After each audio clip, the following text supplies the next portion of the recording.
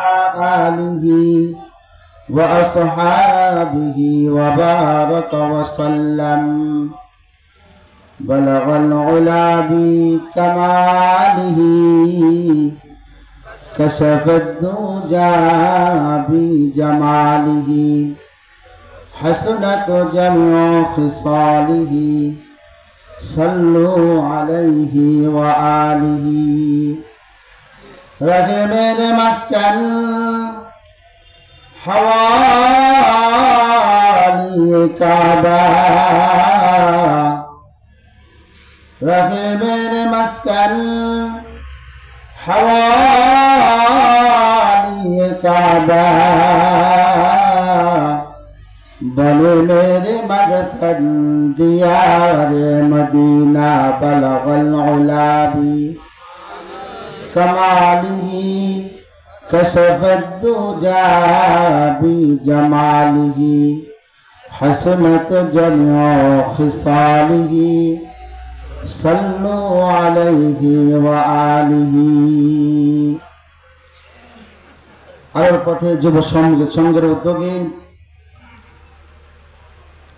তৃতীয় বার্ষিকী তাফসীর কোরআন মাহফিলের মাননীয় সুযোগ্য সভাপতি আমাদের সকলের শ্রদ্ধাভাজন চিতারবাজার বণিক সমিতির সুযোগ্য সভাপতি জনাব আলহাজ হাফেজ মাওলানা জামালউদ্দিন সাহেব বারাকাল্লাহু তাআলা ফি হায়াতি। আজকের মাহফিলের প্রধান আলোচক শুধু ঢাকা থেকে আগত মুফতি ইয়াসিন আহমদ ফারুকী সাহেব সহ দিগার উলামা ইকরাম, আমার সামনে উপস্থিত আমার দিনদার মুত্তাকি পরহেজগার ভাইরা, পদ্মার অন্তর আলীর মা ও বোনেরা, সকলের প্রতি আন্তরিক মোবারকবাদ যে আল্লাহ রাব্বুল আমিন আমাদেরকে এই কনকনে শীতকে উপেক্ষা করে আরামের গমকে হারাম করে এখন আমাদের সকলের বিছনা যাওয়ার কথা ছিল, ঠিক না ঠিক? কোরআনের কিছু কথা শোনার জন্যে, আখিরাতের পাথে সংগ্রহ করার জন্য আল্লাহ পাক আমাদেরকে এখানে বসবার তৌফিক দান করছেন। এই জন্য আমরা সকলেই দিল থেকে শুকরিয়া আদায় করি আলহামদুলিল্লাহ। আলোচনার শুরুতে একটা কথা নিরসন করা দরকার। আলহামদুলিল্লাহ, এলাকায় যতগুলি মাহফিল হইতেছে সব জায়গায় দাওয়াত আছে, আপনারা মহব্বত করেন, ভালোবাসেন, এই জন্য দাওয়াত দেয়, যেরকম ঠিক না ঠিক? কিন্তু ইদানিং কেউ আমাকে কারো দলে ফেলাচ্ছে, আবার কেউ বিরোধী দলে ফেলাচ্ছে, কেউ দলে টানতেছে, কেউ বিরোধী দলের মধ্যে ফেলাচ্ছে। সেই জন্যে আসলে আমি চেষ্টা করি কোরআনের কিছু কথা বলার জন্য। এখন যদি কোরআনের কথা বলতে গিয়ে কারো গায়ে লাগে, কারো পক্ষে পড়ে, এটা কি আমার দোষ বলেন? আগে বুঝতে হবে কথাগুলি, তা না হলে সমস্যা, যেরকম ঠিক না ঠিক? এই প্রসঙ্গে একটা গল্প মনে পড়ে গেল, বলবো আপনাদের সামনে। এরকম গ্রামের জায়গায় মাহফিল হচ্ছে, এখন বাড়ির মহিলা বলতেছে, দেখো তার স্বামীকে, তুমি তো সব জায়গায় মাহফিলে যাও, আজকে বাড়ির কাছে ওয়াজ মাহফিল, তুমি একটু আমি যাই, তুমি বাড়িতে থাকো, বাচ্চা কাচ্চা নিয়ে একটু থাকো, আমি আজকে মাহফিলটা শুনে আসি। তা স্বামী বুড়ে মানুষ চিন্তা করছে, যাক আমি তো সব জায়গায় যাই, মাহফিল সে তবারকও খাই, উনি মহিলা মানুষ যাইতে পারছে, নিয়ত করছে যাবে, তো যাক। তা উনি হলো স্ত্রীকে আমার ঠিক আছে তুমি আজকে যাও, কিন্তু মহিলাদের একটা দোষ আছে, কোথাও যাওয়ার সময় এমন তাড়াহুড়া করে, কি রেখে গেল কি নিয়ে গেল এটা ওরা পরে গিয়ে মনে করে, যেরকম ঠিক না ঠিক? আপনি আপনার স্ত্রীকে বলছেন যে আমরা অমুক দিন অমুক জায়গায় বেড়াইতে যাবো, তুমি সব গুছায়, তারপর দেখুন রাস্তা গিয়ে বলবে, রহিমের বাপ আমার তো ওই জিনিস রেখে আসছি, কথা কয় না? বলছেন আপনি এক সপ্তাহ আগে, রাস্তার মাঝে গিয়ে বলে আমার এই জিনিস রেখে আসছি।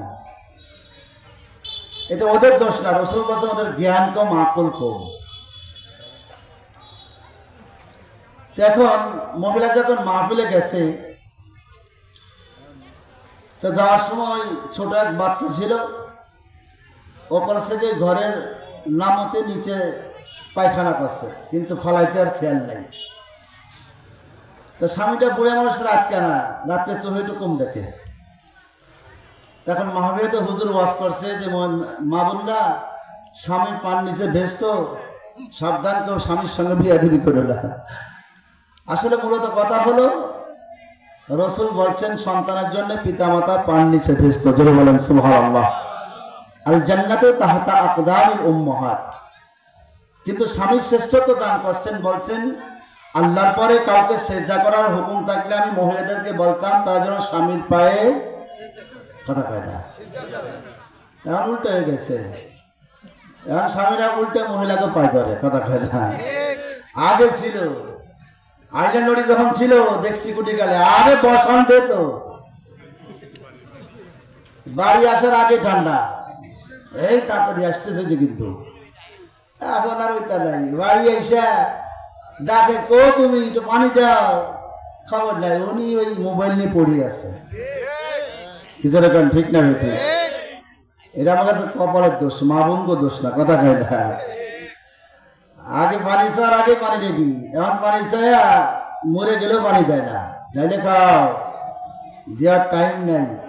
তুমি যেমন কাম করো আমি ওরকম কাজ করি, কথা কয় না, জব দিয়েই দেয়। তো হুজুর তো বয়ান করছে স্বামীর পান নিচে ব্যস্ত, মানে মহিলা হাবা গোবা মানুষ চিন্তা করছে যে ওনার পান নিচে ব্যস্ত, এতদিন আমার কয় নাই, এতদিন কয় না আমার পান নিচে ব্যস্ত, তাহলে আজকে যত কষ্ট আমি ব্যস্ত নিয়েই ছাড়বো।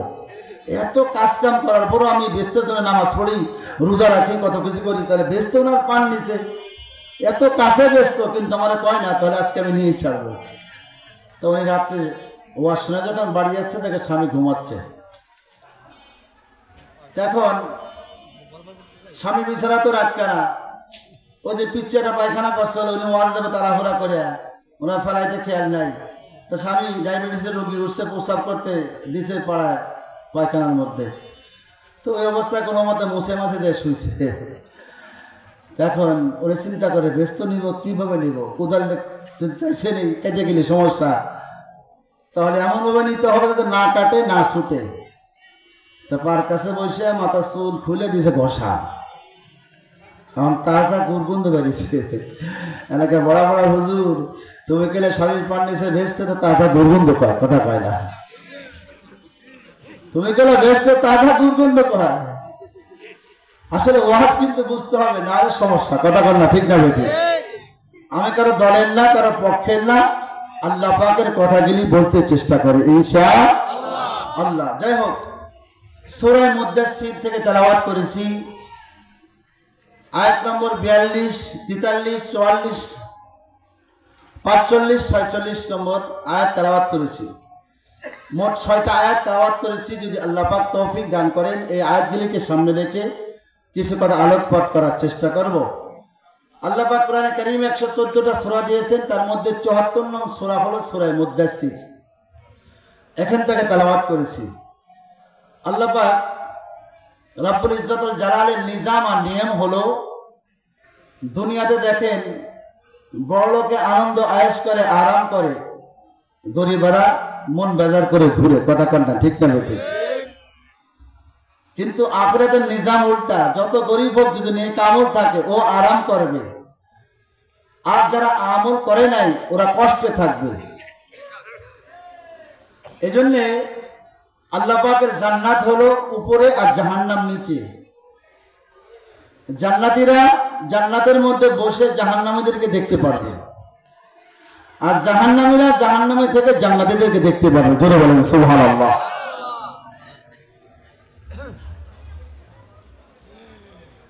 আল্লাহু আকবার। দুনিয়াতে যদি কেউ কারো আপন বন্ধু বিদেশ থেকে আসে তো বলে না, দোস্ত কবে আসছো, কখন আসছো?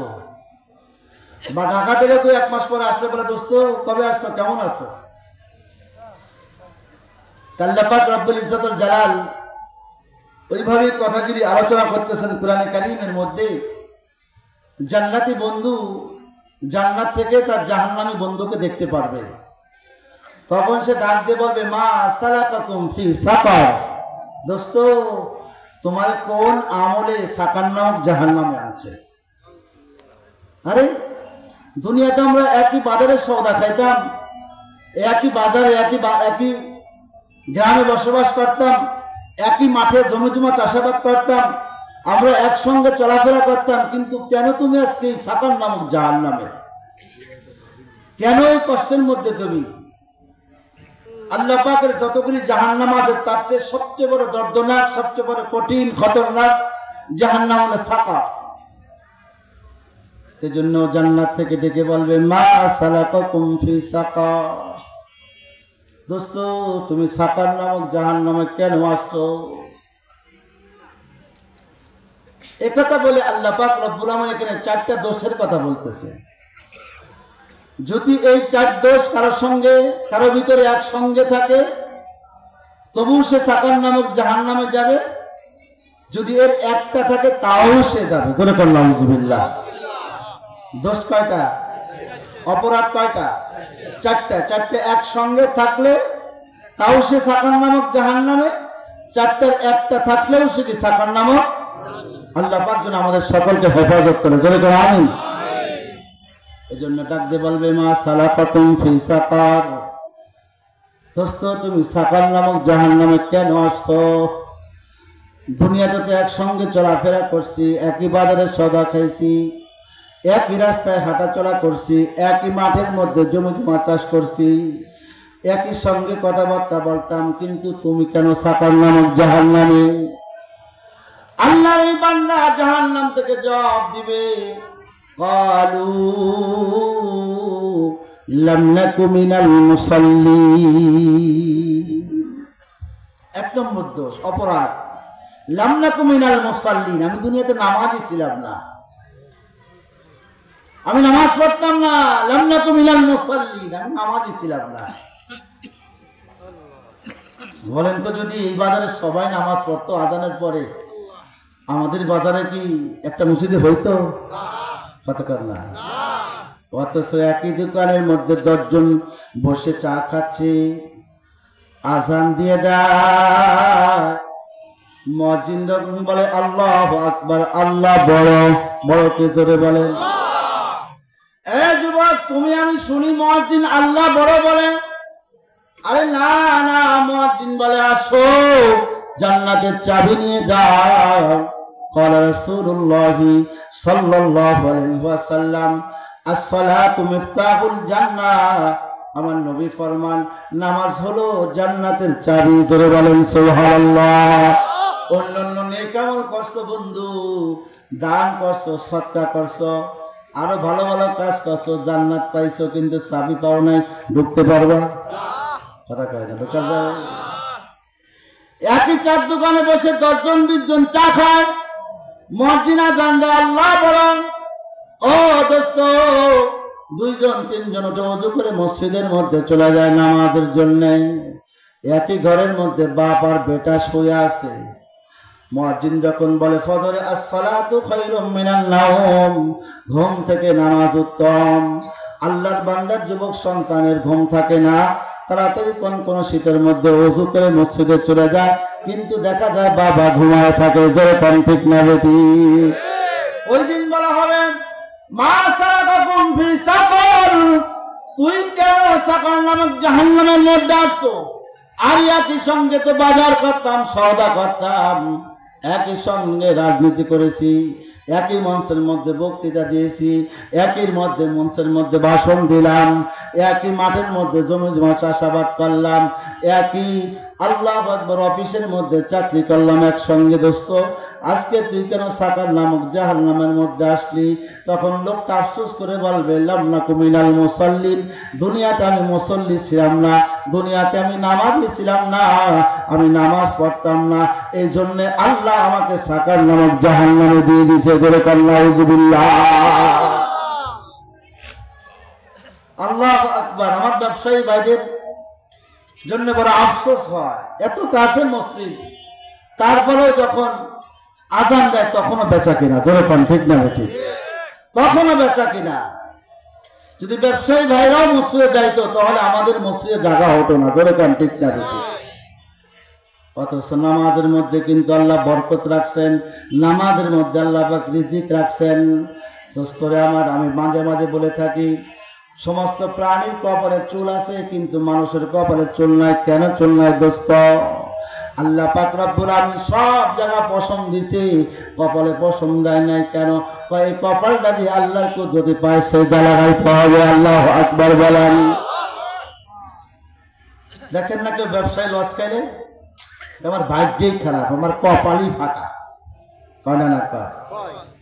সুন্দরী মেয়েটাকে অনেক সুন্দর করে লেখাপড়া শিখাচ্ছে বা সব কিছু করতেছে, বাপের বড় আশা মেয়েটাকে ভালো জায়গা বিয়ে দিব, কিন্তু মেয়েটা ইউটিউবের পালায় পড়ে, ফেসবুকের পালায় পড়ে চিল্লাই চলে গেছে। একসঙ্গে জীবন চিল্লাই চলে গেছে। বাবাকে আমার নাকটাই কাটা, কথা কয় না কয়। এই জন্য বন্ধু, কপাল হলো ভাগ্যের প্রতীক, আর নাক হলো ইজ্জতের প্রতীক। যখন বান্দায় নাক আর কপাল দিয়ে আল্লাহর কুদরতি পার মধ্যে সিজদা লাগায় দেয় রে দোস্ত, আল্লাহ পাক রব্বুল আমিন তার ভাগ্য খুলে দেয়।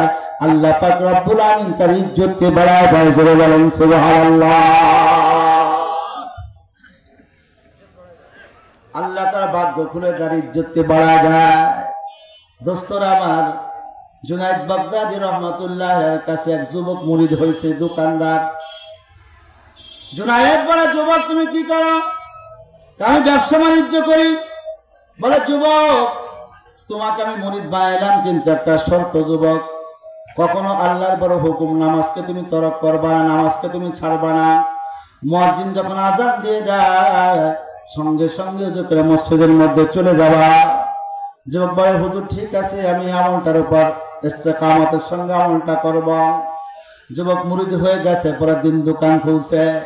বন্ধুরা আমার, যুবকের দোকানের পাশে ইহুদির দোকান। সকাল থেকে নিয়ে জহর বন্ধু ইহুদির দোকানে বড় অনেক সুন্দর বেচা কেনা, কিন্তু মুসলমান যুবকের দোকানে কোনো বেচা কেনা নাই, বউনি করতে পারে না, দোকান খুলে বসে আছে। এবার জোহর চলে গেল, আসরের সময় হয়ে গেছে, এমন তো অবস্থায় কোনো কাস্টমার আসে না, কিন্তু ইহুদি বড় বেচা কেনা বেশি বেশি করে করতেছে। কিন্তু যখন আসরের আযান দেয় মুয়াজ্জিন, তখন তিনজন খদ্দের ওই যুবকের দোকানে আসছে। যুবক কয়, বেচবো না, শাটার বন্ধ করে আল্লাহর কুদরতি পায় সিজদা দেওয়ার জন্য চলে গেলাম। জোরে বলেন সুবহানাল্লাহ। এটা কালকে একজন করতে, হুজুর কি করবো? আযান দিলেই কাস্টমার আসে, কথা কয় না? আযান দিলেই আসে, আযানের আগে পরে নাই, করতে যে আসে।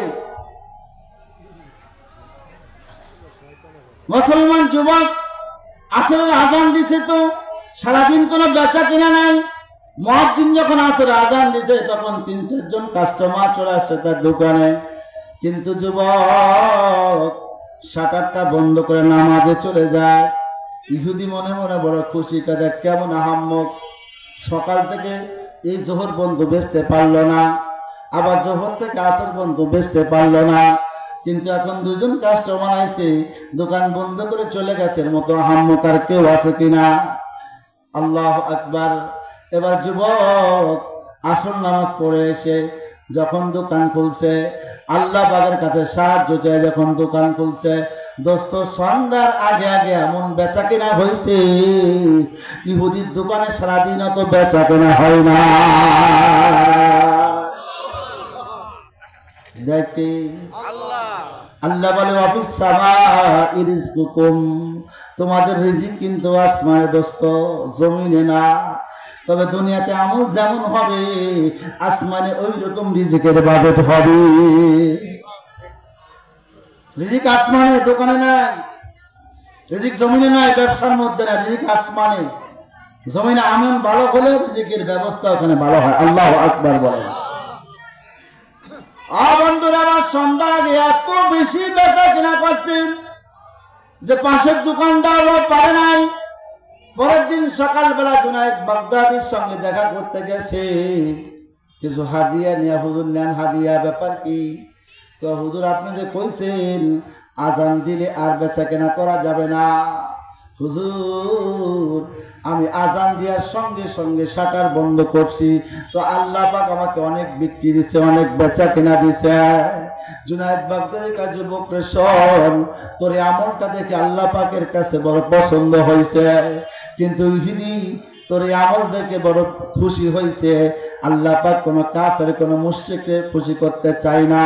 এজন্য আল্লাহ পাক রব্বুল আমিন তোর দোকানে কেনার জন্য আসমান থেকে মানুষ রূপী ফেরেশতা পাঠাইছে। জোরে বলেন সুবহানাল্লাহ। এজন্য আমার দোকানদার ভাইরা খুব হুঁশিয়ার, খুব সাবধান। আজান দিছে তো আর মসজিদে না, আমার দোকানে নয়। আজান দিতে সঙ্গে সঙ্গে দৌড়ায় মসজিদে যাইতে হবে। নামাজ তলব করলে বড় উপায় নেই, বড় কঠিন অবস্থা হবে। দোস্তরা আমার, মরা পড়া মানুষের কবরে আমলি পরীক্ষা, ইমানি পরীক্ষা হবে। মার রব্বুক ওমান দীনুক ওমান নবিয়ুকা। কিন্তু হাসরের ময়দানে ওঠার পরে আমলি পরীক্ষা। আমলি পরীক্ষার মধ্যে আল্লাহ পাক রব্বুল আমিন আউয়ালু মা ইউহাসাবু বিহিল আবদু ইয়াউমাল কিয়ামাতিস সালাহ। আল্লাহ পাক রব্বুল আমিন কিয়ামতের ময়দানে আগে বান্দার নামাজের হিসাব চেয়ে বসবেন। জোরে বলেন সুবহানাল্লাহ। দেখি যুবক, তোমার নামাজের আমল ঠিক তো ফাইন সালুহা সালুহা সাইরু আমালি। নামাজ ঠিক তো বলবে আল্লাহ তার সমস্ত আমল ঠিক, ওর মাফ দিয়ে জান্নাত দিয়ে দাও। জোরে বলেন সুবহানাল্লাহ। এই জন্য নামাজ কিন্তু তরক করা যাবে না, নামাজ কিন্তু ছাড়া যাবে না। নামাজ বড় আহমিয়ত ইবাদত, নামাজ বড় দামি ইবাদত। ইমানের পরে যে আমলের কথা বলছেন সেটা হলো নামাজের কথা। নামাজ যখন বান্দা পড়ে আল্লাহ পাকের সঙ্গে বান্দার সঙ্গে কথা হয়ে যায়। জোরে বলেন সুবহানাল্লাহ।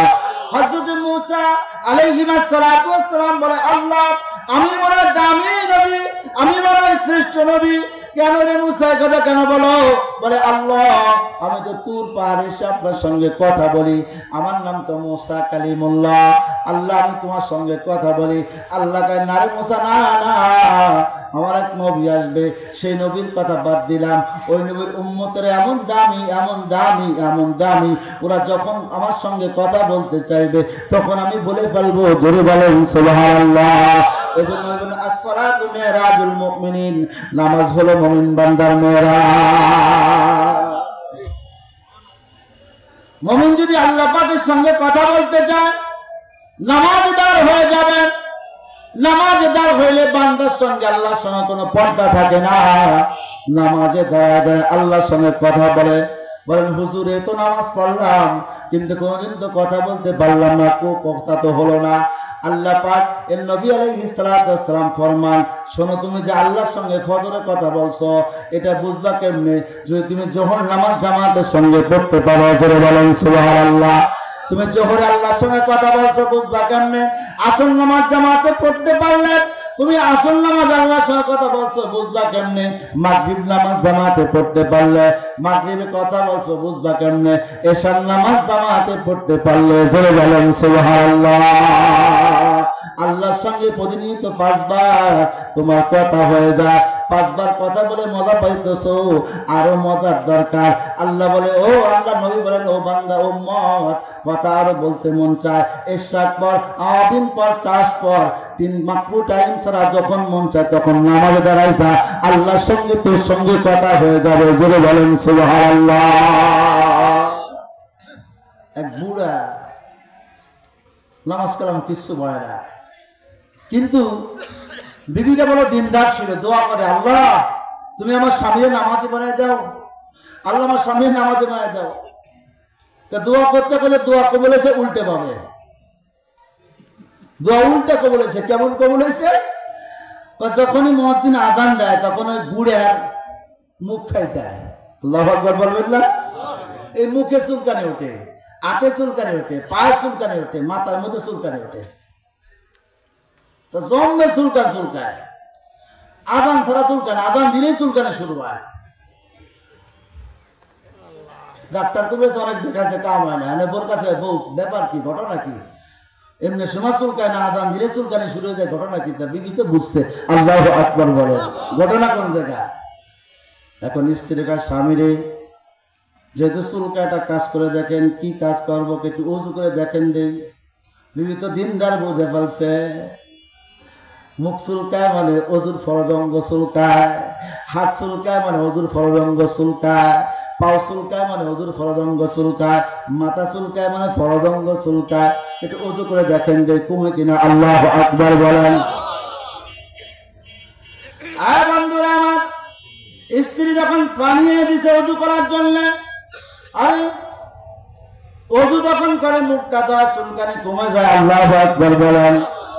হাত যখন ধোয়া চুলকানি কমে যায়, পাও ধোয়া চুলকানি কমে, মাথা মাসে করে চুলকানি কমে গেছে, কমে যায়।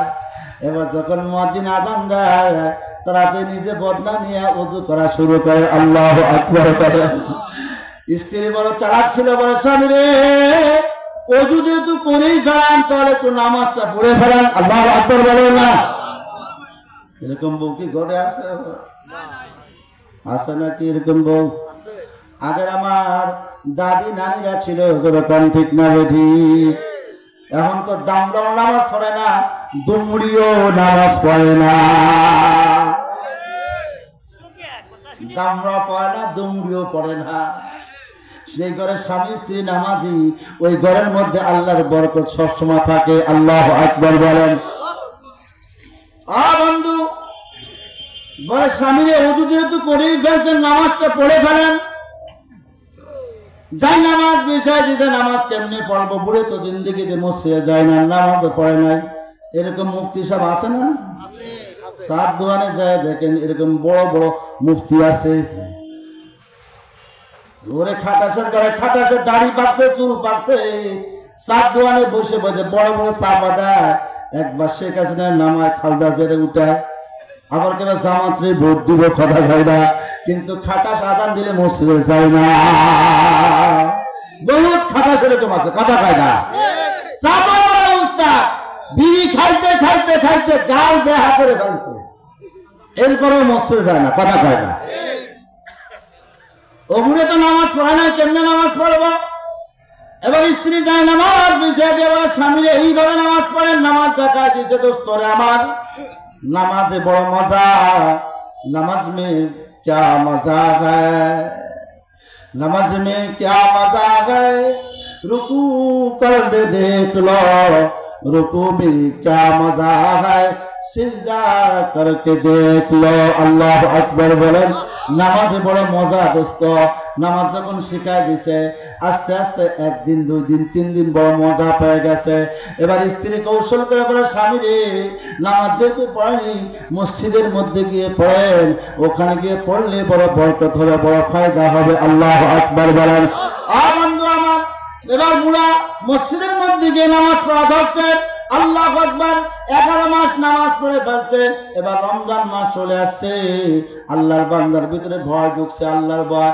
এজন্য আল্লাহ বলে ওয়ালিমান খাফা মাকাম রাব্বিহি জান্নাতান। আল্লাহ বলে ফাআম্মা মান খাফা মাকাম রাব্বিহি ওয়া নাহান নাফসা আনিল হাওয়া ফাইন্নাল জান্নাতা হিয়াল মাওয়া। আল্লাহ বলে যে ব্যক্তি আমার ভয় আমার গোলামি করবে, আমার ভয় আমার গোলামি করবে, আল্লাহকে ফাইনাল জান্নাত হিয়াল মাওয়া, ওর ঠিকানা জান্নাত। আল্লাহু আকবার বলেন। গোলামি কার জন্য হবে? দুনিয়ার কারো ভয়ে? কার জন্য? আল্লাহর জন্য। আল্লাহ বলে ওয়ালিমান খাফা মাকাম রাব্বিহি জান্নাতান ফাবিআইয়ি আলা রাব্বিকুমা তুকাজ্জিবান। বান্দা যদি আমার ভয় করো, জান্নাতে যাওয়ার আগেই দুনিয়াটা জান্নাত হয়ে যাবে। জোরে বলেন সুবহানাল্লাহ। 11 মাস নামাজ পড়ে মজা পাইছে। এবার যখন রমজান মাস চলে আসছে, এবার রোজা রাখা ধরছে। এবার রোজা রাখে আর কান্দে আর কয় আল্লাহ তোরে পাওয়ার জন্য আমি মসজিদের মধ্যে আসলাম, কিন্তু তোরে পাইলাম না মালিক রে। এবার তোরে পাওয়ার জন্য আমি অনশন শুরু করলাম, সারাদিন না খেয়ে থাকতেছি।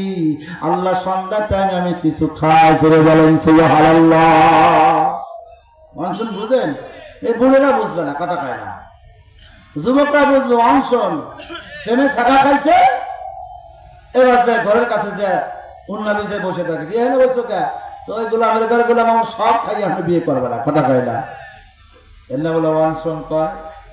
ও বিয়ে না করলে উঠবো না নাম অনশন। বুড়ো করে আল্লাহ অনশন শুরু করছি। আল্লাহ আল্লাহ 11 মাস তোমার তালাশ করছি, পাই নাই, এখন তোমার তালাশ আমি বেচেন বেকার। আল্লাহ আমি অনশন শুরু করলাম। আল্লাহ আমি সারাদিন না খেয়ে থাকি, সন্ধ্যার সময় কিছু খাই, তুমি কই তুমি কই তুমি কই। বন্ধুরা আমার এইভাবে করতে করতে 20টা দিন হয়ে গেছে। এবার লাস্টের 10 দিন স্ত্রীকে বলছে, স্ত্রী রে আমার গাঠি গুছাই দে, আমার সব কিছু গুছাই দে, আর আমি ভাই থাকবো না। চললাম আল্লাহর ঘরে মসজিদের মধ্যে ইতিকাফ করার জন্য। এবার আল্লাহর ঘরে যে ইতিকাফ শুরু করছে আর কান্দে, আল্লাহ তোর তালাশ আমি মসজিদের মধ্যে চলে আসছি, তুই কই। আল্লাহ তোরে পাই না, তুই কই। আল্লাহ 10টা দিন আমি তোর ঘরে অবস্থান করতেছি। বন্ধু মজা পেয়ে গেছে। এবার বাড়ি এসে ঈদের পরে সন্তানকে আমার ওই পূব চকের জমিখান বিক্রি কর, ভিসার ব্যবস্থা কর, পাসপোর্টের ব্যবস্থা কর, আমার মাওলাকে পাওয়ার জন্য আমি আল্লাহর বাড়ি যাবো। জোরে বলেন সুবহানাল্লাহ। এবার আল্লাহর বান্দা হজে বা উমরার নিয়ত করে হজে রওনা হয়ে গেছে। আল্লাহু আকবার। বস্তু বন্ধুরা আমার আল্লাহর ঘর বাইতুল্লাহকে যখন দেখে বলছে, গাছটিটা ফেরাই দিয়ে বলে, মালিক তোর এই ঘরকে আমি না দেখে ইবাদত করছি, এখন তোর ঘর আমার সামনে, তুই কই তুই কই তুই কই তুই কই। মালিকের ঘরে চতুর্দিকে ঘুরে আর বলে, আল্লাহ আমাকে মাফ করিয়া দে, রব্বানা যালামনা আনফুসানা ওয়া ইল্লাম তাগফির লানা ওয়া তারহামনা লানাকুনান্না মিনাল খাসিরিন। আল্লাহর ঘরের চারপাশ দিয়ে ঘুরে আর বলে, আল্লাহ তুই কই, তোরে না নিয়ে আমি বাড়ি যাব না। জোরে বলেন সুবহানাল্লাহ। প্রেম যদি করবি রে মন, চল ছুটে চল মদিনা, আমার প্রেমের রাসূল যেই দেশে ঘুমায়। বন্ধুরা আমার বাইতুল্লাহ তাওয়াফ শেষ করে এবার মসজিদ নববীর দিকে রওনা হয়েছে। মদিনার মধ্যে ঢুকে গেছে। আল্লাহর নবীর রওজার সামনে নিয়ে সালাম দেয়, আসসালাতু ওয়াসসালামু আলাইকা ইয়া রাসূলুল্লাহ, আসসালাতু ওয়াসসালামু আলাইকা ইয়া হাবিবাল্লাহ, আসসালাতু ওয়াসসালামু আলাইকা ইয়া রাহমাতাল লিল আলামিন। সালামটা দিয়ে বলে, নবী গো আমি তোমার দিদারে তোমার রওজার সামনে হাজির হয়ে গেলাম। ও নবী আমি তোমার দিদারে তোমার রওজার সামনে হাজির হয়ে গেলাম। রওজা আতহার থেকে আমার নবী ডাক দিয়ে বলে, উম্মত শোন, মান যারা কবরি ওয়াজাবাত লাহু শাফাআতি। জোরে বলেন সুবহানাল্লাহ। টাকা আছে হজে যাবে না, অবস্থা খুব খারাপ। হজে যাওয়া তো রাসূল কি বা, মান যারা কবরি ওয়াজাবাত লাহু শাফাআতি, যে ব্যক্তি আমার কবর জিয়ারত করলো তার জন্য আমার সুপারিশ ওয়াজিব হয়ে গেল। জোরে বলেন সুবহানাল্লাহ। নবী আমার রওজা থেকে ডাক দেয়, উম্মত আল্লাহকে পাওয়ার জন্য আমার দিদারের জন্য এখানে আসছো, যাও ফিরে বাড়ি চলে যাও, তোমাকে সার্টিফিকেট দিয়ে দিলাম, আমার রওজা জিয়ারত করে ফেলছো, ময়দানে মাশরে আমি নবী তোমার জন্য সুপারিশ করব। জোরে বলেন সুবহানাল্লাহ। এই জন্য বন্ধুরে আমার আল্লাহু আকবার ডেকে বলবে, দোস্ত তুই কেন সাকার নামক জাহান্নামে? তখন সে বলবে, লাম নাকু মিনাল মুসাল্লিন, দুনিয়াতে আমি মুসল্লি ছিলাম না, আমি নামাজি ছিলাম না, আমি নামাজ পড়তাম না, এই জন্য সাকার নামক জাহান্নামে চলে আসছি। চিৎকার মেলে বলে নাউজুবিল্লাহ। এই হলো প্রথম দোষ। আল্লাহু আকবার। 2 নম্বর দোষ কি? বলে, ওয়ালাম নাকু নুতিমুল মিসকিন, আমি কোন গরিব মিসকিনকে খানা খাওয়াইতাম না, অসহায়কে খানা খাওয়াইতাম না। আল্লাহ তো অনেক মালের মালিক বানাইছে, কিন্তু যাকাত দেয় না, কথা কয় না। ও বড়লোক তোর মালের মধ্যে গরিবের হক আছে, ও ধনী তোর মালের মধ্যে কিন্তু গরিবের হক আছে। মালের যাকাত দিবি না, ময়দানে মাসে কিন্তু আল্লাহ তোর সাক্ষাৎ দিবে না। জোরে কান ঠিক না বেটি? বলে, বললাম না কোনো তিমুল মিসকিন, আমি কোনো মিসকিনকে খাওয়াইতাম না, কোনো মিসকিনকে দিতাম না। অথচ আল্লাহ কোরআনে কারীমের মধ্যে তার নবীকে বলেন, ওয়ালা ইয়াহুদ্দু আলা তাআমিল মিসকিন, বন্ধুরে সাবধান সাবধান, কোনো মিসকিনকে আপনি তাড়ায় দিবেন না। 2 নম্বর দোষ। 3 নম্বর দোষ কি? তুমি কেন সাকার আসছো? এই তো এইটা কলেই তো ভেজাল, দাদা খায় না, এটা কইলেই তো বাজার। কবে হুজুর আমাকে খাইয়েছে, আমার দল কবে হুজুর আমাকে নিচে নামাইছে, অমুক দল কেউ হুজুর অমুকের পক্ষে কইছে, খোদার কসম আমার কথা না। আল্লাহ বলে ওয়া কুল্লা নাখুদু মাল খাইদিন। বড় শক্ত কথা, বড় কঠিন কথা। এক নম্বর অপরাধ হলো লামনা কমিলাল মুসাল্লিন, মুসল্লি ছিলাম না। দুই নম্বর অপরাধ হলো লামনা কোনো তৈবুল মিসকিন, মিসকিনকে খানা খাওয়াইতাম না। তিন নম্বর অপরাধ হলো ওয়াকুল্লা নাখুদু মাল খাইদিন। যারা দুনিয়াতে ফিতনা বাঁধাইতো, ওই ফিতনাবাদের সঙ্গে আমরাও ফিতনা লাগাইতাম। কথা কয় না? আছে না কিছু? ঠিক আছে না? চাকা ধরে ওয়াকুল্লা নাখুদু মাল খাইদিন। ফিতনা বাঁধায় যারা, কয় ফিতনাবাজ গুলোকে আমরাও ফিতনা বাঁধায় বেড়াইতাম। কথা কয় না? ঠাট্টাকারীদের লোকে আমরাও ঠাট্টা করতাম, মস্করাকারীদের লোকে আমরাও মস্করা করতাম। দোস্ত খুব সাবধান হয়ে যাও, খুব সাবধান। আল্লাহ পাক রব্বুল আমিন কিন্তু সব কিছু করতে পারে। এজন্য আল্লাহ কয় ওয়া মাকারু ওয়া মাকারাল্লাহ ওয়াল্লাহু খায়রুল মাকিরিন। দেখো কেমনে আমি তখতাকে উল্টাই দেই, জোরে কোন টেকনোলজি। এখন আমার সামনে আসবা, এ থেকে তোমরা হিসাব মিলাই নিবা। আল্লাহ বলে ফাতাবিরু ইয়া উলিল আলবাব, ফাতাবিরু ইয়া উলিল আবসার। আল্লাহ কয় এই আগের ঘটনা থেকে হিসাব মিলাও। আল্লাহ বলে কুলিল্লাহুম্মা মালিকাল মুলকি তু'তিল মুলকা মান তাশা ওয়া তানজিউল মুলকা মিম্মান তাশা ওয়া তু'ইজ্জু মান তাশা ওয়া তুযিল্লু মান তাশা বিয়াদিকাল খায়র ইন্নাকা আলা কুল্লি শাইইন কাদির। আল্লাহ কা সিয়ার কিন্তু তোরা জীবন না, আমি যে কোনো সময় তোর সিয়ারতে নামাইতে পারি। নামাইতে নামাইতে উঠায় কে, জোরে বলা। ইজ্জত দেয় কে? ইজ্জত নেয় কে? আল্লাহ। এই জন্য হিসাব ওয়াকুল্না নাখুদু মাল খাইদিন। দুনিয়াতে যারা ফিতনা করতো ক্ষমতার চেয়ারকে টিকা রাখার জন্য, অমুকে খারাপ, অমুকে রাজাকার, অমুকে আল বদর, অমুকে আল কায়দা, এরকম বলে বলে আলেম উলামাকে জেলখানা বদ্ধ করছে। বলতো ও থেকে হিসাব মিলাই নিও। আজীবন ক্ষমতায় থাকতে পারে নাই, তুমি কিন্তু পারবা না। সেরকম ঠিক না বেঠি? বলে ফিতনা কায়দের মতো আমরা ফিতনা বাঁধায় বেড়াইতাম। অকুন্না নাখুদু মাল খাইদিন। ঠাট্টাকারীদের সঙ্গে আমরা ঠাট্টা মস্করা করতাম। যদি হিসাব না মিলাও অচিরেই কিন্তু অবস্থা খারাপ হয়ে যাবে। কেমন খারাপ হবে? মায়ের যারা মাস্টার কিন্তু আফসোস করা লাগবে। ওই দিন যতই আফসোস করা তত কোনো কাজে লাগবে না। কিন্তু যারা ফিতনা বাঁধায়, আল্লাহ দ্বীনের কণ্ঠকে যারা রদ করতে চায়, কুরআনে কারীমের আওয়াজ করে যারা বন্ধ করতে চায়, দোস্ত তাদের ব্যাপারে আল্লাহ পাক রব্বুল আমিন নিজেই কুরআনে কারীমের মধ্যে ফরমান উতুল্লিন বাদা যালিকা জামিন। নাউজুবিল্লাহ। নবী এসব বয়ান করতেন। একজন দুরাচার দুষ্ট কাফের আল্লাহ নবীকে এত কষ্ট দিত, অন্যকে এত কষ্ট দেয় নাই। ওয়ালিদ ইবনে মুগীরা রাসূলকে বড় কষ্ট দিয়েছে। রাসূল ওয়াজ করতেন, এভাবে বসে বসে বয়ান করতেন, ওই মজলিসের মাঝখান থেকে রাসূলের কথাকে রিপ্লাই করতেন। রাসূল যা বলতেন উল্টো ওই তাই বলতেন। বলেন বড় কষ্ট করেন না? আমি এখানে কথা বলতে যদি আপনার সুরগোল করেন, আপনারা আমার কথাকে আবার ব্যাক করেন, তাহলে কষ্ট হবে না? হাবিবে কিবরিয়া আলাইহিস সালাতু ওয়াস সালাম একদিন বয়ান করতেছে, ওয়ালিদ ইবনে মুগীরা এইভাবে রাসূলের কথাকে বারবার রিপ্লাই করতেছে। আমার নবী চুপ করে ব্যথা বসে পড়লেন, মনে কষ্ট নিয়ে, দুঃখ নিয়ে। আল্লাহ পাক রব্বুল আমিন কুরআনে কারীমের আয়াত অবতীর্ণ করে বলে, দোস্ত মনে কষ্ট নিয়েন না, ও তো বৈধ না, ও তো অবৈধ। আল্লাহু আকবার বলে।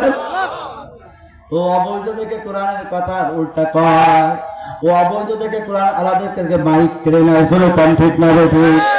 ও অবৈধ থেকে কোরআনের কথা বন্ধ করতে চায়, অবৈধ থেকে কোরআনের কারীমের আলোচনার মাঝে ডিস্টার্ব দেয়। ওয়াকুল্লাহ নাখুদু, অবৈধ থেকে কাজগুলি করে। আল্লাহর হাবিব বললেন, শোনো সাহাবীরা শোনো, ওয়ালিদ ইবনে মুগীরা এমনি আমার কথাকে উল্টা পাল্টা কয় না, ওর বাপের ঠিক না, ও জাউরের সন্তান। এইমাত্র জিব্রাইল আমার কানে কানে বলছে। রসুল যখন মজলিসের মধ্যে বলে দিছে, ও রাগ হয়ে গেছে, আমি এত বড় লিডার, আমি এত বড় নেতা, আমার এই কথা কইলে আমার বাপের ঠিক নাই। দৌড়াই চলে গেছে মার কাছে, যাকে মারে কথা কি ঠিক নাকি?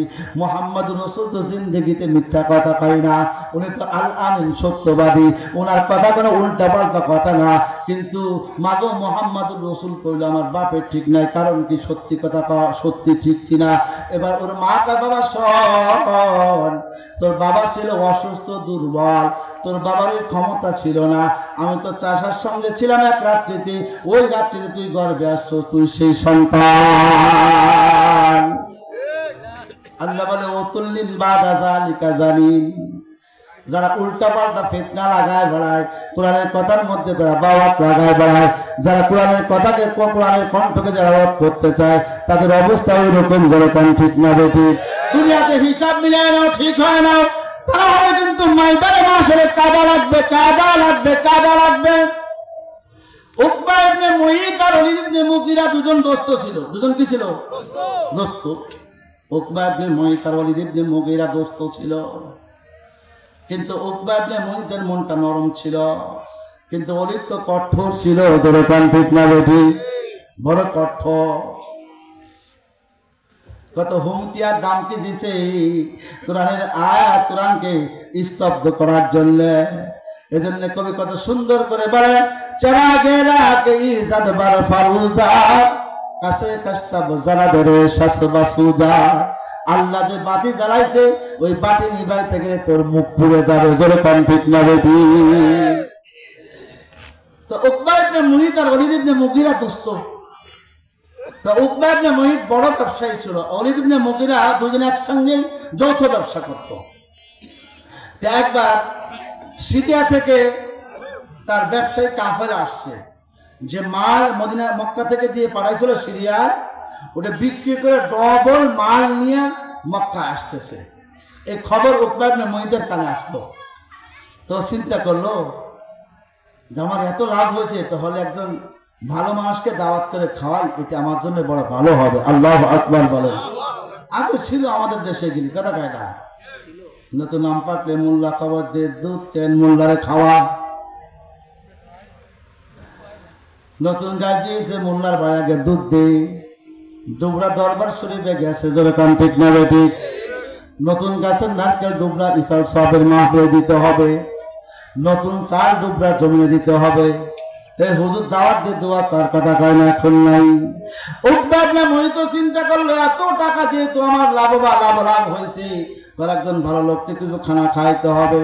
কিন্তু ভালো লোককে খুঁজে পায় না, পাইতে পাইতে পাইছেন মুহাম্মাদুর রাসূলুল্লাহ সাল্লাল্লাহু আলাইহি ওয়াসাল্লামকে। জোরে বলেন সুবহানাল্লাহ। আল্লাহ নবীরে পাইছে। এখন জায়গায় রাসূলুল্লাহ, শুক্রবার দিন আমার বাড়ি আপনার দাওয়াত, আপনি আমার বাড়ি মেহমান হবেন। এদিক খেয়াল, শুক্রবার দিন আপনার আমার বাড়িতে আপনার দাওয়াত, আপনি আমার বাড়ি আসবেন, একটু মেহমানদারি করাবো। রাসূল বলেন ঠিক আছে, আমি যাব। কারণ যদি আমারে, বা আমি তো ছোটখাটো হুজুর, বা একটা দলা হুজুর বা ডোবরা কোনো পীর সাহেবে এদেশের কেউ এসে দাওয়াত দেয়, একটা হিন্দু ভদ্রলোক, হুজুর আমার বাড়ি কীর্তন হচ্ছে, আপনার দাওয়াত আপনি আসেন। যদি হুজুর কাহা রাখলাম, হুজুরের খবর হয়ে যাবে না, কথা কয় না। যদি আমি রাখি কথা নামাজ কি আমার কাছে পড়বেন? সবাই মুফতি বনে যাবে, এই হুজুরের কাছে নামাজ পড়া যাবে না, কথা কয় না। এই হুজুর কাছে নামাজ পড়া যাবে না, হুজুর হিন্দু বাড়ি দাওয়াত রাখছে, হিন্দু বাড়ি খায়। তা আল্লাহ রাসূল বললো, উকবা, হ্যাঁ আমি তোমার বাড়ি যাবো, দাওয়াত খাবো। সাহাবে আশ্চর্য হয়ে গেছে, ব্যাপার এত বড় দুশ্মন, দিনের শত্রু, রাসূলকে মারার জন্য সবসময় ঘুরে বেড়ায়, মুশরিক, তার বাড়ি হুজুর দাওয়াত খাবে? ঘটনা কি? আল্লাহু আকবার। রাসূল দাওয়াত রাখছেন। তো দোস্তরে আমার, ইসলাম তো সাম্যের ধর্ম, শান্তির ধর্ম, জোরে কান ঠিক না বেটি? ইসলাম কোনো গ্যাঞ্জাম চায় না। ওই যে আমার হিন্দু বাবুরা, ওরা যে হুমকি আর ধামকি দেয়, ইসলাম শান্তির ধর্ম, ইসলাম সাম্যের ধর্ম, ইসলাম কোনো গ্যাঞ্জাম চায় না, ইসলাম কোনো ফাসাদ চায় না। মুসলমান কখনো কোনো গ্যাঞ্জাম গরজে করে না, জোরে কান ঠিক না বেটি? কিন্তু যখন ইসলামকে আঘাত দেওয়া হয় তখন মুসলমান বসে দরকার মুসলমান বসে থাকে না। দয়ার নবী মায়ের নবীরা শিক্ষা দিচ্ছেন দোস্তরা আমার নবী যখন মক্কা থেকে মদিনার মধ্যে গেলেন, এবার যা থেকে মদিনার ইহুদিরা বাইতুল মুকাদ্দাসের দিকে মুখ দিয়ে নামাজ পড়ে। আল্লাহু আকবার। নবী যদি উল্টা বাইতুল্লাহর দিকে মুখ দিয়ে নামাজ পড়ে তাহলে ইহুদিদের মনে কষ্ট হবে। এই জন্য 7টা মাস আমার নবী বাইতুল মুকাদ্দাসের দিকে মুখ দিয়ে নামাজ পড়ছে। জোরে বলেন সুবহানাল্লাহ। কিন্তু নামাজ তো পড়ে নবীর মনে শান্তি নাই। বাইতুল্লাহর দিকে মুখ দিয়ে নামাজ পড়লে শান্তি পাইতো নবী আমার, কিন্তু বাইতুল মুকাদ্দাসের দিকে মুখ দিয়ে নামাজ পড়ার পরে আর বারবার আসমানের দিকে তাকায়। আল্লাহ পাক বলে কাদ নারা তাকাল্লুবা ওয়াজহিকা বিস সামা ফালানুওয়াল্লিয়ান্নাকা কিবলাতান তারদাহা ফাওয়াল্লি ওয়াজহাকা শাতরাল মাসজিদিল হারাম। আল্লাহ বলে বন্ধুরে আপনি নামাজ পড়েন কিন্তু নামাজের মাঝে মাঝে আপনি আসমানের দিকে তাকান। কেন তাকান আমি বুঝি যে কখন আপনাকে ওহী করব আপনি বাইতুল্লাহর দিকে মুখ দেন। জোরে বলেন সুবহানাল্লাহ। বন্ধু 7 মাস পরে নামাজের মধ্যে আল্লাহ পাক রব্বুল আলামিন বললেন বন্ধু শাতরাল মাসজিদিল হারাম, আপনি মসজিদে হারামের দিকে মুখ দিয়ে নামাজ পড়েন। আল্লাহর হাবিব নামাজের মধ্যে ঘুরে গেলেন। এখনো মদিনার মধ্যে সেই মসজিদ আছে, মসজিদের নাম হলো কিবলাতাইন। যারা কন্টেক না বেটি যারা উমরায় বা হজে গেছেন ওই মসজিদের মধ্যে 2 রাকাত নামাজ পড়ছেন। যারা কন্টেক না বেটি ইসলাম তো সাম্যের ধর্ম, ইসলাম তো শান্তির ধর্ম, ইসলাম জ্ঞানদাম কোনো লোক চাই না। অতএব তোমরা মুসলমানের উস্কানি দিও না, মুসলমানের বিরুদ্ধে উল্টা পাল্টা করো না। মুসলমান চেতলে কিন্তু রাখবে না। যেরকম ঠিক না বেবি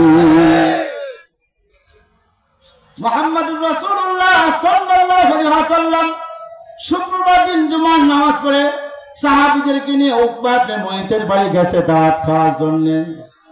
আরে উকবা ইবনে মুয়াইত তো মনে মনে রাসূলকে ভালোবাসতো, বাহারি পদের খানা জোগাড় করছে, যত পদের আইটেম হয় সব জোগাড় করছে দোস্ত। এবার আল্লাহর হাবিব যখন দস্তরখানের মধ্যে বসছে, নবী কিন্তু খানার মধ্যে হাত লাগায় না। নবী আমার চুপ করে হাত গোটায় বসে আছে। উকবা ইবনে মুয়াইত কয় রাসূলুল্লাহ কেন আপনি খানা খান না? এবার আল্লাহর হাবিব কয় উকবা রে তুমি হলো কাফের, আমি হলাম মুসলমান। কোন মুসলমান কোন কাফেরের খানা খাইতে পারে না। বলেন সুবহানাল্লাহ।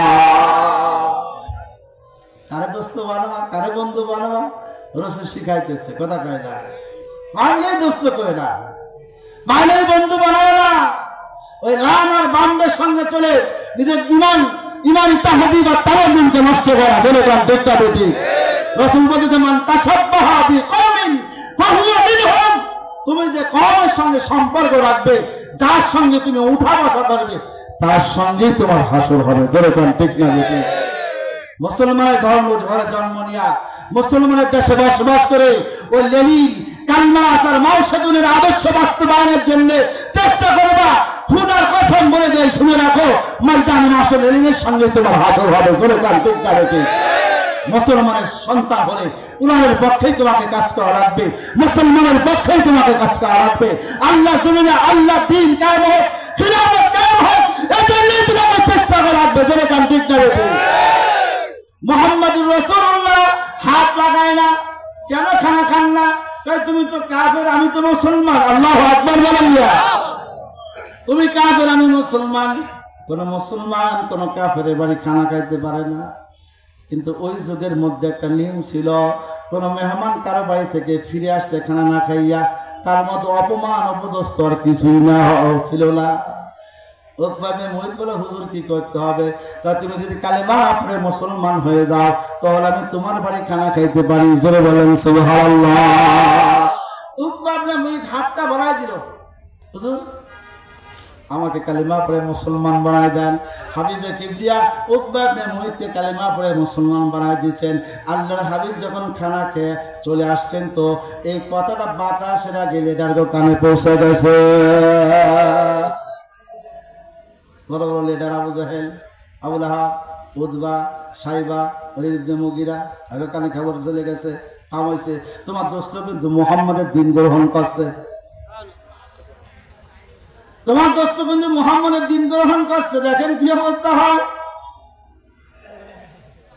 ওলীদ ইবনে মুগীরা সে বলে উকবা তুমি নাকি কালিমা পড়ে মুসলমান হয়েছো? হয়েছি। শোনো, তোমার বাড়ি বন্ধ,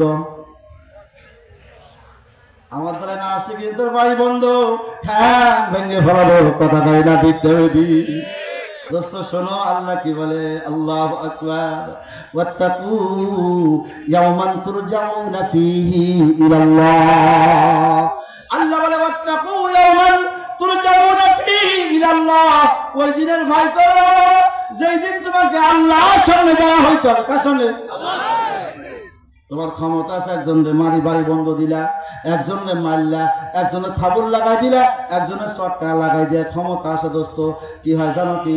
একজন অসহায়, একজন গরিব মানুষকে তোমার ক্ষমতা দেখাইলা, তাকে মারলা, ওই লোকটা কোনো কথা না বললেও আল্লাহু আকবার, ফেরেশতা বলে আল্লাহ ও যে খামাখা মারলো, কি করব? আল্লাহকে মামলা লেখ। কি কয়? কি কয়? মামলা লেখ। 3 দিন পর্যন্ত মামলা ঝুলতে থাকে। কয়দিন? 3 দিন পর্যন্ত মামলা চলে।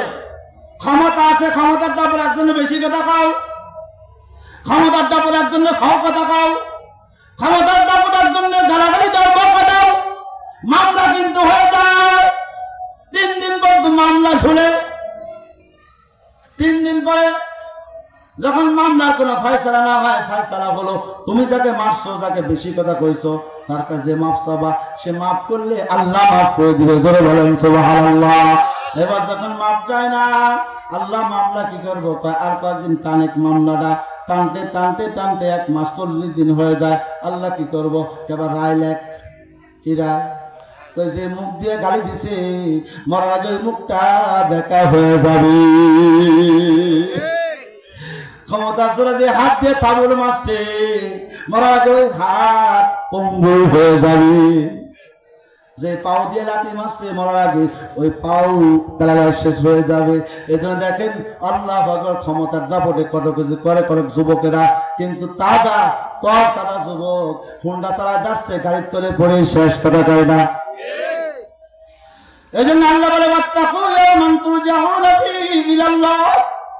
ওই দিনের ভয় করো যেই দিন তোমাকে আল্লাহর সামনে দাঁড়া হইতে হবে। বলে ইবনে মুগীরা ভয় দেখায়, উতবা তোর সঙ্গে আমার সঙ্গে যৌথ ব্যবসা, মুহাম্মাদের কালিমা না ছাড়া তোর ব্যবসায়ী মাল কিন্তু কোরব করে দিব। তোর বাড়ি বন্ধ, তোর ঘর বন্ধ, তোর রাস্তা বন্ধ, সব বন্ধ। আপনি মহিত আল্লাহু আকবার, নতুন ইমানদার ভয় পেয়ে গেছে। কি করব? যদি আমার বাড়িঘর বন্ধ হয়ে যায়, রাস্তাঘাট বন্ধ হয়ে যায়, ব্যবসা বন্ধ হয়ে, তাহলে কেমনে খাবো, কি খাবো?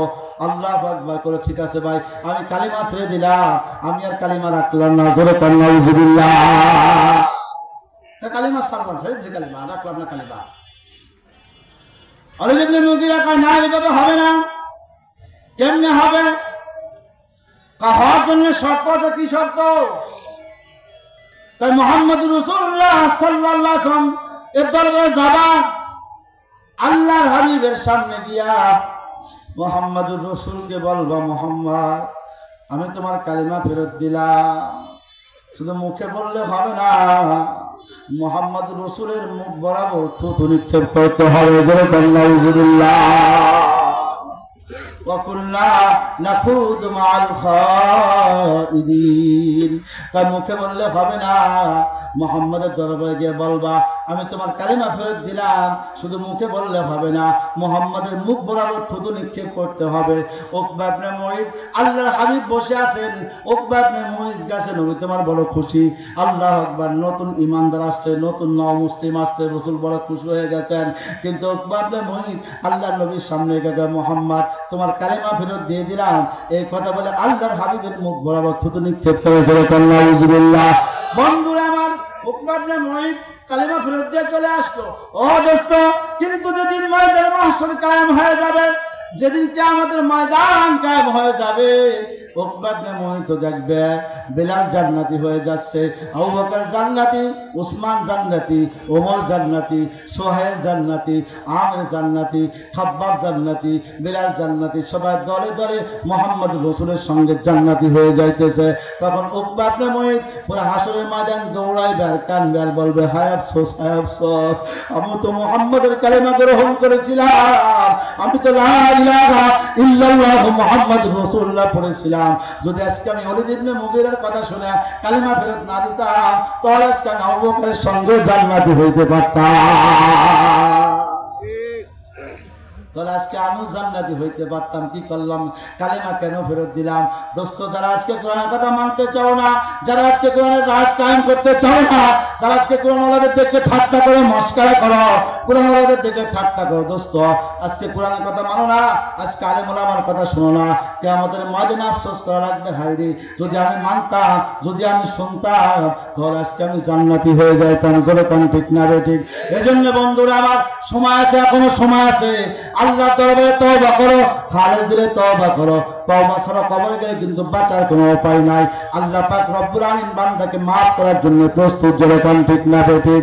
আল্লাহ পাকের নাম হলো গফুরুর রহিম। গফুর মানে দয়ালু, রহিম মানে রহম, দয়া করনে वाला, গফুর মানে maaf করনে वाला, রহিম মানে দয়া করনে वाला। আল্লাহ maaf করে, দয়া করে। জোরে কোন ঠিক না ঠিক? হযরত মূসা আলাইহিস সালাতু ওয়াস সালামের যুগে এক লোক ছিল বড় কাটটা জালেম। ওনার মতো জালেম আর কেউ না, বড় জালেম ছিল। এই লোকটার বিরুদ্ধে মূসা আলাইহিস সালামের কাছে তার উম্মতেরা বিচার দিল, হুজুর আমরা লোকটার জন্য বড় পরেশান, লোকটা আমাদের খুব জ্বালায়, খুব অন্যায় করে, খুব অবিচার করে, খুব অত্যাচার করে, হুজুর একটা ব্যবস্থা করেন। আল্লাহর কাছে দোয়া করেন, আল্লাহ ওরে মেরে ফেলায়। এরকম আছে না কিছু কথা কইলা? খুব জ্বালান জ্বালা, কি করবো? ওর জ্বালা আমরা অতিষ্ঠ, কথা কয় না। মুরগি থাকে না, ছাগল থাকে না, ভেড়া থাকে না, মুরগি থাকে না, মেয়ে ছেলে ঘরে একা থাকতে পারে না। ও বড় জালেম, ও বড় অন্যায় করে, বড় অপরাধ করে, হুজুর দোয়া করেন যেন আল্লাহ ওরে শেষ করে দেয়। মূসা আলাইহিস সালাম বললেন, লোকটারে নিয়ে তোমরা শহরের বাইরে বাইর করে দিয়ে আসবা। লোকটাকে নিয়ে শহরের বাইরে পরের দিন যখন বার করতেছে, হাজার হাজার লোক শরীক হয়েছে বন্ধু। এমনকি তার নিজের ছেলে, আল্লাহু আকবার, নিজের সন্তান, নিজের বাবাও হাজির হয়েছে, নিজের ভাইয়েরা হাজির হয়েছে। জালেমকে দেশ থেকে বের করে দিবে, জালেমকে দেশে রাখবে না। ও বন্ধুরা আমার, ধাক্কায় ধাক্কায় যখন নিয়ে যাচ্ছে, দোস্ত আল্লাহু আকবার, বন্ধুরা আমার, বড় মজার কথা দেখেন, যখন কোনো শহর শেষ হয়, যেমন ফরিদপুর শহর শেষ হইয়া গোপালগঞ্জ শুরু হবে, লেখা যায় খোদা হাফেজ ফরিদপুর, শুরু গোপালগঞ্জ, কথা কয় না? যখন দেশের বর্ডারে নিয়ে গেছে, আল্লাহু আকবার, এমন তো অবস্থায় লোকটা ওখানে মারা গেছে। সবাই ধাক্কা নিয়ে যাচ্ছে লোকটাকে। তো যখন বর্ডারের কাছে গেছে, আর এক পাও আগালি বর্ডার পাস, ওই অবস্থায় লোকটা ওখানে মারা গেছে। আল্লাহ পাক রব্বুল আমিন মূসার কাছে বলে, ও মূসা, তুমি তো আরামে ঘুমাচ্ছ, আমার এক বন্ধু বর্ডারের কাছে মারা গেছে, তাকে তাড়াতাড়ি এনে গোসল করাও, তুমি নিজে কাফন পরা, নিজে জানাজা করো। জোরে বলেন সুবহানাল্লাহ। সুযোগ আছে, এখনো তওবা করো, তা না হলে উপায় নাই, কথা কই না? আল্লাহকে তওবা কর, সময় আছে, তওবা কর, নাহলে উপায় নাই। তওবা ছাড়া কবরে গেলে কিন্তু কেউ তোরে আপন বলে গ্রহণ করবে না। দুনিয়াতে যারা তুমি আপন কও, সে তোমার আপন না, একমাত্র আপন হলো আমার আল্লাহ, একমাত্র আপন হলো আমার আল্লাহ। বন্ধুরা আমার, ওখানে মরে গেছেন লোকটা, মূসা আলাইহিস সালাম নিজে গেছেন, যা দেখে আগামীকালকে সেই অপরাধীটা যাকে আল্লাহ বার করতে বসেন, সেই বুঝে এখানে মূসা পেরেশান হয়ে গেছে। ঘটনা কি? এই লোকটা তো জালেম, অপরাধী, পাপী লোকটা, এরা আল্লাহ বার করতে কইল। আজকে এবার দোস্ত ব্যাপার কি, ঘটনা কি? হযরত মূসা আলাইহিস সালাম লাশটাকে এনে গোসল করাইয়া, কাফন পরাইয়া কবরস্থ করছে, জানাজা করে যখন কবরে রাখছে, কবর রাখার পরে বলে, আল্লাহ, লোকটাকে তুমি গতকালকে বার করতে বললা, আজকে আবার লোকটাকে তোমার বন্ধু বানাইলা, কারণ কি? আল্লাহ পাক রব্বুল আমিন ডেকে বলে, মূসা রে শোন, ওই লোকটাকে যখন তার আত্মীয়স্বজন, গ্রামবাসী, এলাকাবাসী যখন তাকে শহর থেকে বের করতেছিল ধাক্কায় ধাক্কা, তখন লোকটা মনে মনে কাঁদতেছিল আর বলতেছিল, আল্লাহ, আমি এত বড় অপরাধী, এত বড় জালেম, যে আমার সন্তান আমার মুখ দেখতে চায় না, আমার বাবা আমার মুখ দেখতে চায় না, আমার ভাইয়ের আমার মুখ দেখতে চায় না, সবাই আমাকে শহর থেকে বের করতে চায়। কিন্তু আল্লাহ, আমি এত বড় জালেম হওয়ার পরও জানি তুমি তোমার রহমতের দুয়ার থেকে আমাকে বের করবে না।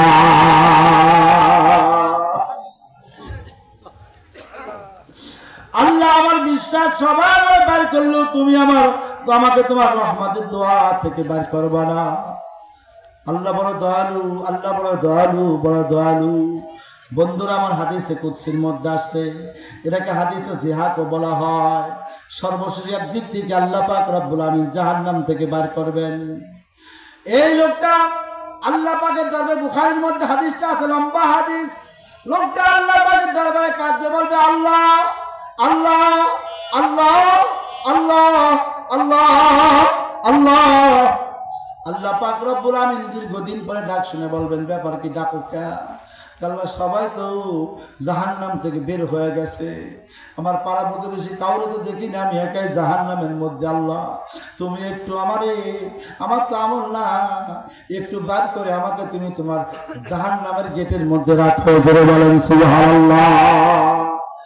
আল্লাহ পাক রব্বুল আমিন হযরত জিবরাইলকে বলে, জিবরাইল যাও আমার বান্দাকে খুঁজে বের করে নিয়ে আসো। জিবরাইল জাহান্নামের মধ্যে যাবে, কিন্তু কোথাও কাউকে খুঁজে পাবে না, শুধু আগুনের কয়লা আর কয়লা, আগুনের পাথর আর পাথর, কোথাও কাউকে খুঁজে পাবে না। আল্লাহ পাক রব্বুল আমিন বলবেন, ও জিবরাইল পাও না করে, আল্লাহ পাই না তো কাউকে, কিন্তু আওয়াজ শোনা যায়। আল্লাহ পাক বলবেন, আয় আগুনের ওই পাথরটাকে উল্টাও, দেখো আমার বান্দা ওখানে। আল্লাহ আকবার, দেখবে সব পুড়ে গেছে, কিন্তু আল্লাহর বান্দার সিজদার স্থানগুলি পুড়ে নাই। জোরে বলেন সুবহানাল্লাহ। এবার উঠানোর পরে বলো, বান্দা কি বলো? আল্লাহ আমার তো আমল নাই, আমি তো জান্নাতে যাইতে পারবো না, তুমি আমার একটু জাহান্নামের দরজার সামনে নাও, গেটের সামনে নাও। আল্লাহ পাক বলবেন, ও আমার বান্দা, এটা কি তোর শেষ চাওয়া? হল, এটাই আমার শেষ চাওয়া, আমার কোনো চাওয়া নাই। আল্লাহু আকবার বলে, এটি আমার চাওয়া, আর কোনো চাওয়া না, আমি আর কিছু বলবো না। আল্লাহ পাক রব্বুল আমিন বান্দাকে উঠে যখন জান্নাতে জাহান্নামের গেটের মধ্যে রাখবে, সারা জীবন পুরার পরে একটু আরাম যখন পাইছে, বান্দার অন্তরে লোভ জাগবে আর বলবে আল্লাহ আল্লাহ, আবার ডাকবে আল্লাহ, ডাকবেন না আল্লাহ আল্লাহ আল্লাহ আল্লাহ বলে ডাকতে থাকবে। আল্লাহ বলবে, এবার আবার কি বলো বান্দা? আল্লাহ ওই যে জান্নাত আর জাহান্নামের মাঝখানে আরাফ নামক জায়গা আছে, একটু ওই জায়গা নিয়ে দেন আমারে, আমি আর কিছু চাবো না। জোরে বলেন সুবহানাল্লাহ। সত্যি কাহা আল্লাহ, দুনিয়াতে কত মিথ্যা কথা করছি, এখানে কোনো মিথ্যা কথা করছি না, কথা কয়লা সত্যি কথা কলাম, আর চাবো না। আল্লাহ মানে ঠিক তো, কাহা ঠিক। যখন আরাফ নামক স্থানে নিয়ে আসবে, আরাম পেয়ে গেছে, আল্লাহ আকবার, দেখে জান্নাতীরা জান্নাতে কত নাচ নেয়ামত ভোগ করতেছে, আরাম করতেছে, আয়েশ করতেছে। আল্লাহ পাকে হাদিসটা নবীকে শোনায় হাসছেন। জোরে বলেন সুবহানাল্লাহ। আমার নবী ও সাহাবীদেরকে শোনায় হাদিসটা শোনায় হাসছেন। জোরে বলেন সুবহানাল্লাহ। এই হাদিসটা শুনেও হাসাও সুন্নাত। আল্লাহু আকবার বলেন। ও বন্ধুরা আমার, বলবে আল্লাহ আল্লাহ, ওই যে তোর জান্নাতের দরজা দেখা যায়, কহা দেখা যায়, চলে একটু ওই জায়গা নেওয়া আমারে। তুই না কলি ইন্নাকা লা তুফলিহুল মিআদ, আল্লাহ তুমি ওয়াদা ভঙ্গ করো না, কিন্তু আমি তো ওয়াদা ভঙ্গ করে ফেলছি। আল্লাহু আকবার। আল্লাহ এতো জান্নাতের দরজার সামনে নাও, আল্লাহকে এরপর আর কিছু কবি কয় না, আর কিছু কব না। বন্ধুরে আবার আল্লাহ পাক রব্বুল আমিন যখন বান্দাকে জান্নাতের দরজার সামনে নিয়ে নিবে, জান্নাতের হাওয়া আর বাতাস তার গায়ের মধ্যে লাগবে, ওরা আনন্দ আরাম ভোগ করবে। এবার ওখানে তারা ডাকবে আল্লাহ, একটু ঢুকতে পারলে দেখেই চলে আসতাম। জোরে বলেন সুবহানাল্লাহ। ঢুকা তো সম্ভব না, আমল না, কিন্তু ঢুকেই বের হয়ে চলে আসতাম।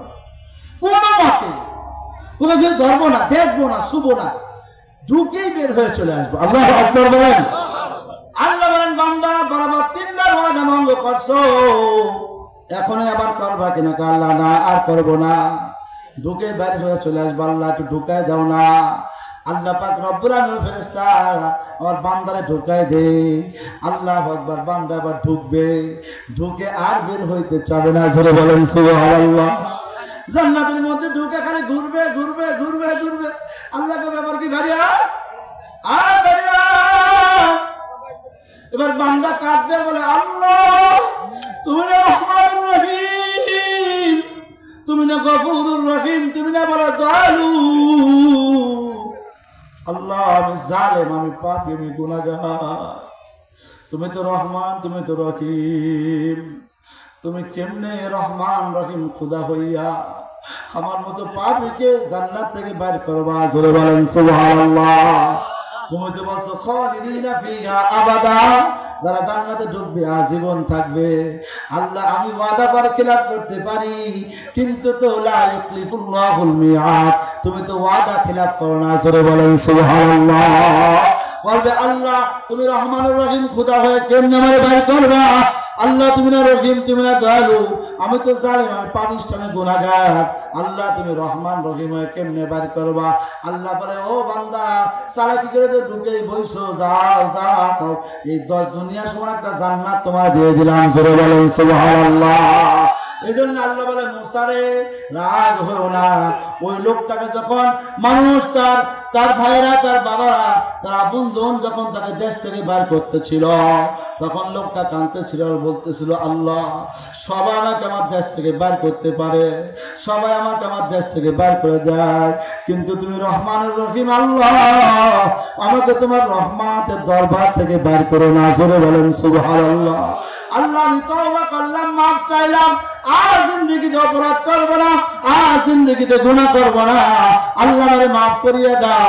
ও মুসা, আমার ওই বান্দা গোপনে গোপনে আমার ডাকছে, কাঁদছে, আমি রহমানুর রহিম আল্লাহ কেমনে আমার বান্দার ডাক ফিরাই দেই?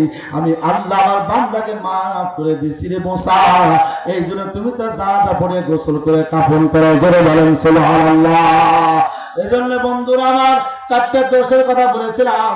প্রথম দোষ ছিল লামনা কুমিনাল মুসাল্লিন, দুনিয়াতে আমি নামাজি ছিলাম না। 3 নম্বর অপরাধ হলো আল্লাহু আকবার ওয়ালামনা কোনো তুইমুল মিসকিন, আমি দুনিয়াতে মিসকিনদেরকে খানা খাওয়াইতাম না। 3 নম্বর দোষ হলো ওয়াকুলনা নাখুদু মাল খাইদিন, যারা ফিতনা করতো ওদের সঙ্গে আমি ফিতনা বাড়াইতাম, যারা গ্যাঞ্জাম লাগাইতো ওদের সঙ্গে গ্যাঞ্জাম লাগাইতে বেড়াইতাম, যারা আলেমুল আমার রাজাকার কইতো, আলবদর আমশামস কইতো ওদের সঙ্গে আমিও কইছি, আমিও মেলায় মেলায় খেলায় খেলায় কইছি, সুটকে হুজুর কইছি, ফুটকা হুজুর কইছি, সকাল সাল্লাই হুজুর কইছি, আমিও কত কিছু কইছি খামাখা। আর এই জন্য আজকে আমি সাকার নামক জাহান্নামের মধ্যে জোরে নাউজুবিল্লাহ। 4 নম্বর অপরাধ হলো আল্লাহু আকবার ওয়া কুল্লা নুকাজ্জিবু বিয়াউমিদ্দিন, আমি কিয়ামতের দিনকে অস্বীকার করতাম।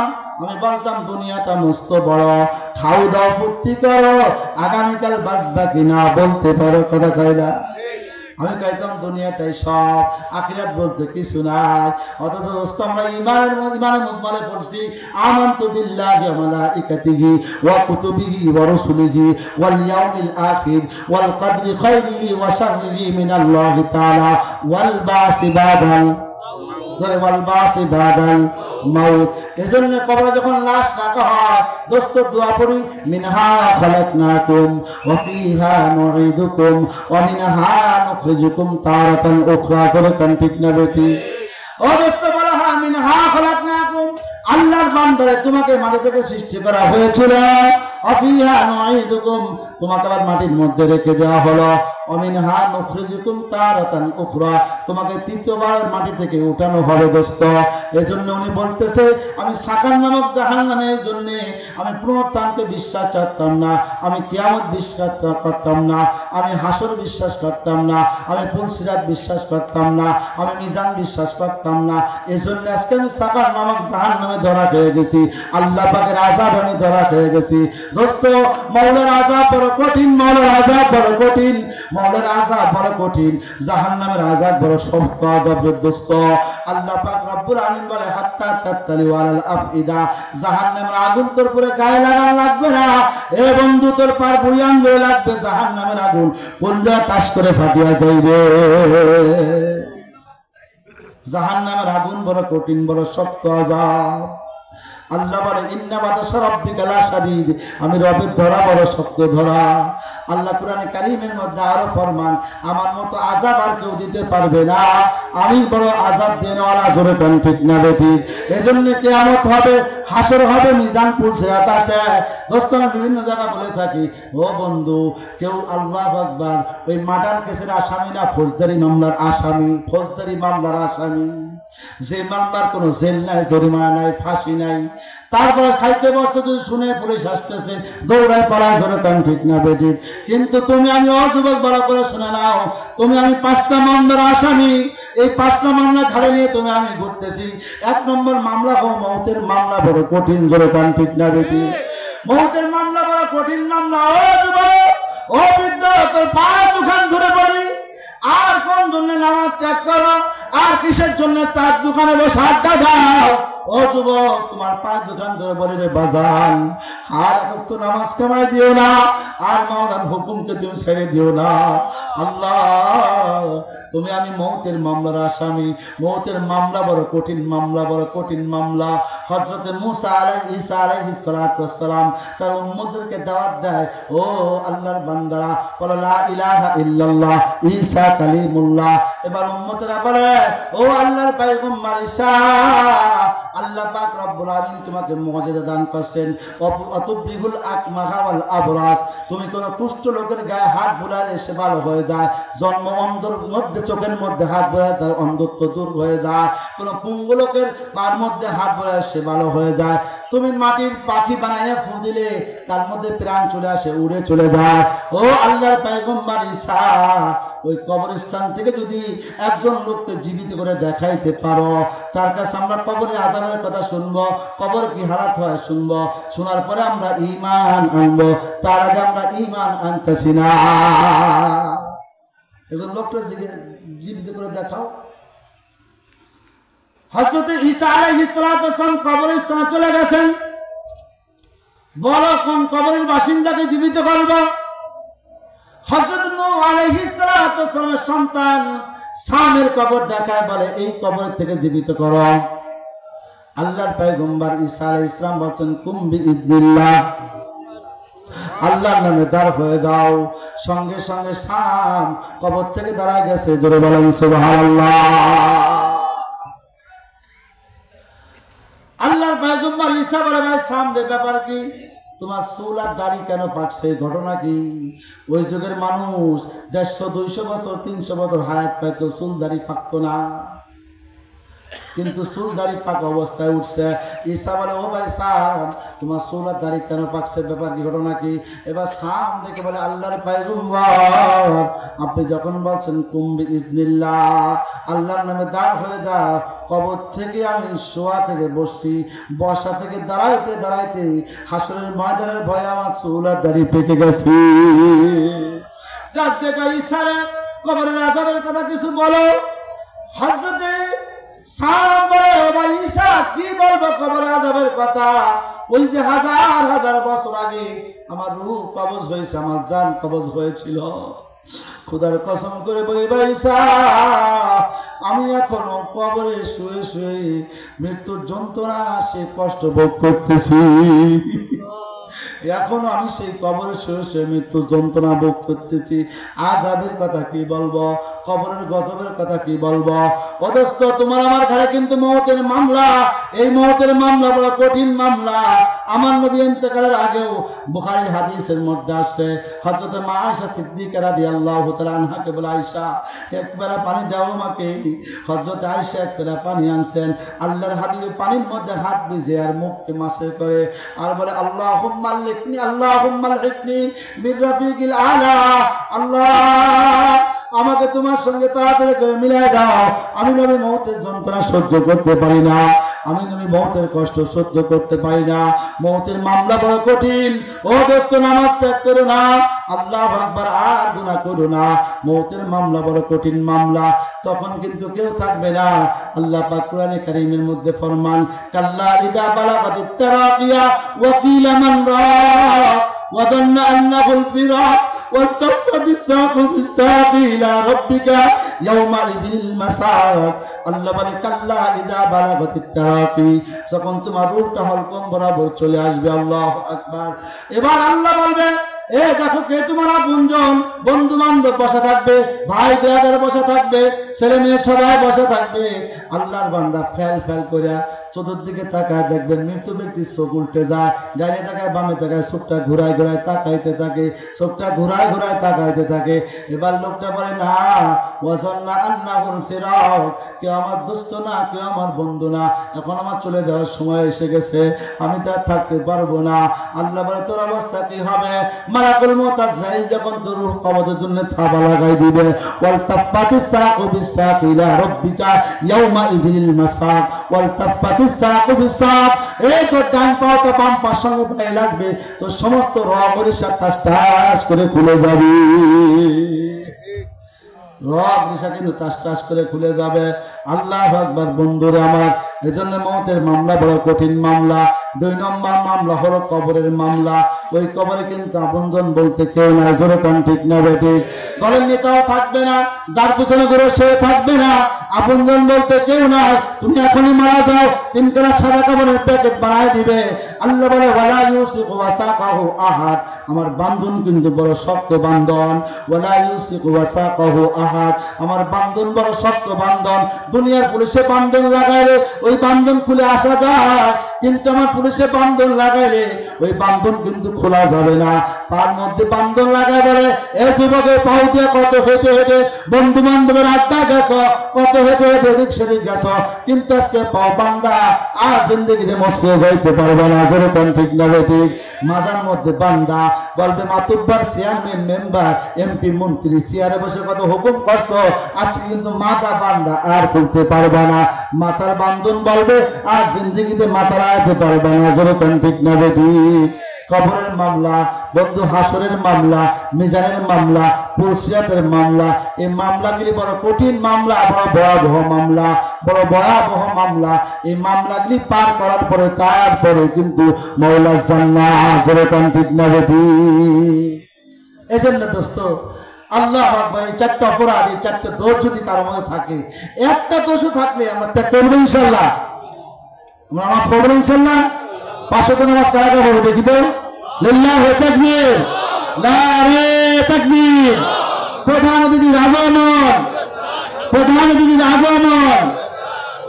সেটা হচ্ছে না কেন? তেলাওয়াত করবে। আচ্ছা ইনশাআল্লাহ।